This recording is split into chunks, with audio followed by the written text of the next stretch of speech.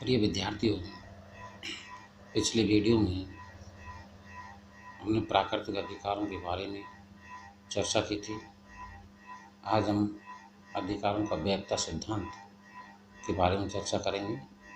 ये MA final राजनीति विज्ञान के विद्यार्थियों के लिए महत्वपूर्ण है। सभी विद्यार्थी वीडियो को सब्सक्राइब करें, लाइक करें। आपको नए नए वीडियो मिलते रहेंगे। मैं डॉक्टर हीरालाल मीणा, राजकीय महाविद्यालय करौली।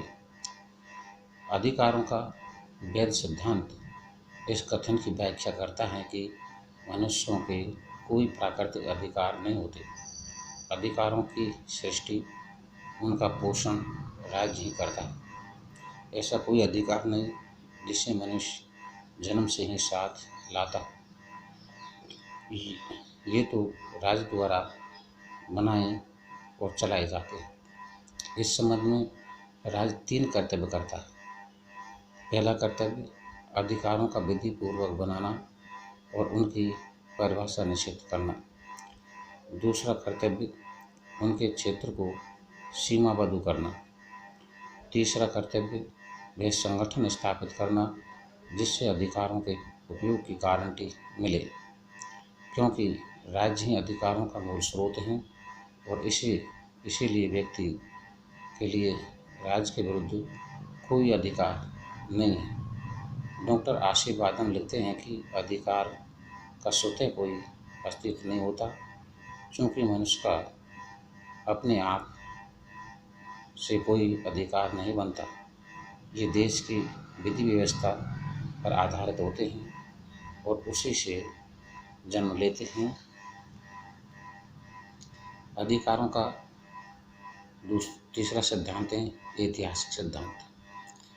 अधिकारों का ऐतिहासिक सिद्धांत इस बात पर बल देता है कि अधिकार इतिहास की उपज है। अधिकार इनका आदि मूल उन रीति रिवाजों में है जिन्हें समाज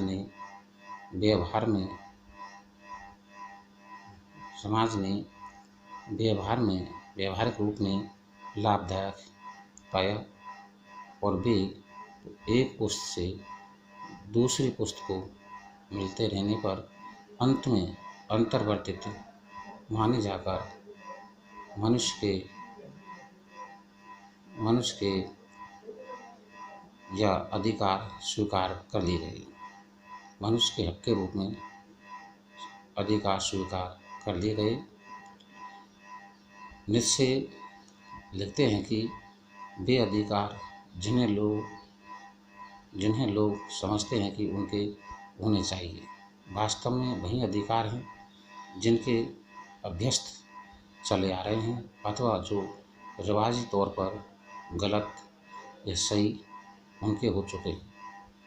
रिवाज ही आदिम कानून है। जिससे कहते हैं रिवाज ही आदिम कानून है। बर्क का कथन है कि फ्रेंच राज्य क्रांति मनुष्य को मौलिक अधिकारों की खोज में हुई थी।